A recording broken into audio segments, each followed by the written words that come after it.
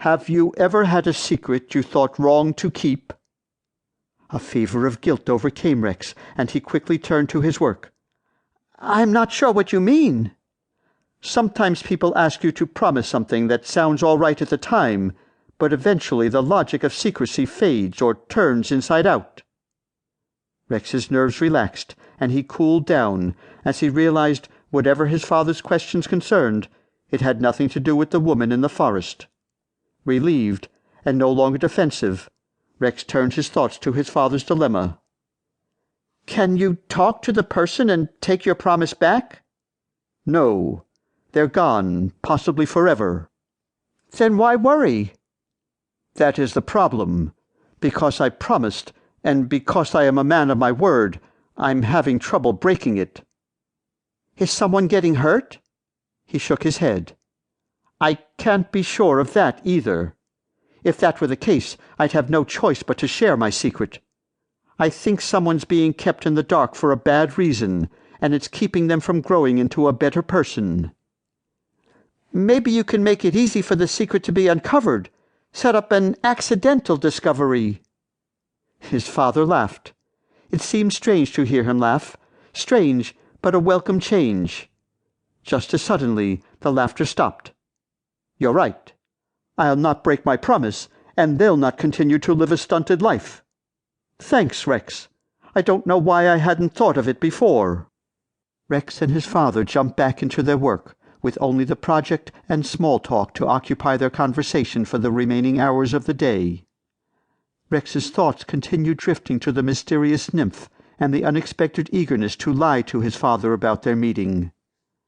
"Father, how did you and Mother meet?" The man froze for half a minute before he answered. A weak, wincing smile emerged.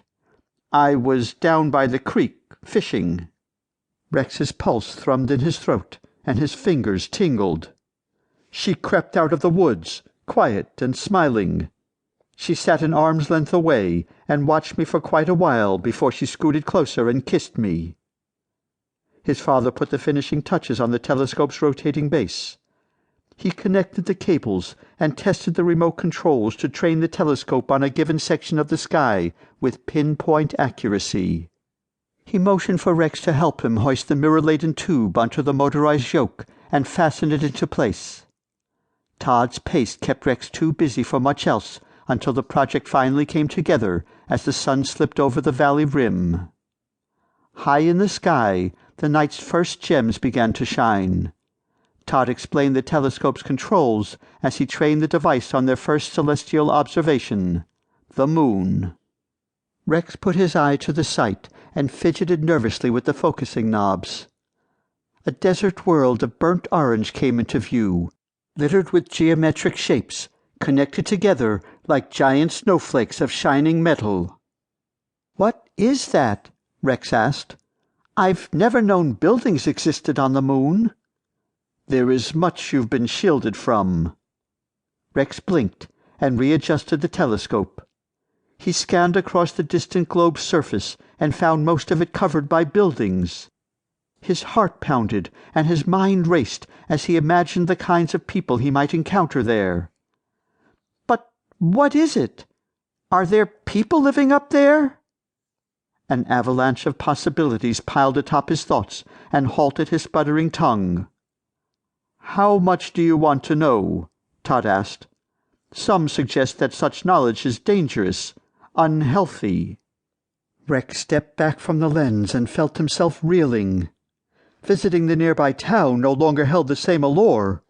His grand adventure to that huddled cluster of buildings now only represented his first step along a lifelong trek. To keep listening to this audiobook, I've left you a link in the description so you can do it, at no cost thanks to Audible's 30-day free trial.